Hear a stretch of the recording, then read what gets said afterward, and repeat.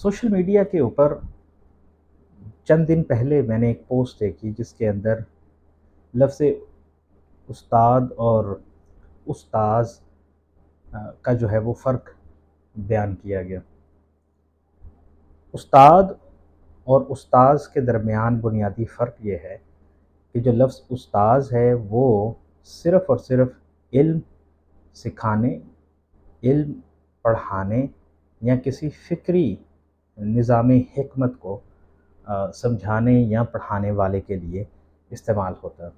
लेकिन जो लफ्ज़ उस्ताद है वो पढ़ाने वाले के लिए भी और किसी फ़न को सिखाने वाले के लिए भी इस्तेमाल होता है। जैसे मोटरसाइकिल को ठीक करने के लिए जो मोटरसाइकिल को ठीक करना सिखाता है उसके लिए भी लफ्ज़ उस्ताद इस्तेमाल हो सकता है।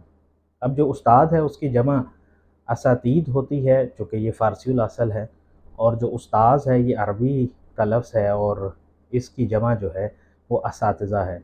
और ये दोनों लफ्ज़ उर्दू के अंदर मुस्तअमिल हैं और दोनों जो हैं वो उनको इस्तेमाल किया जा रहा है।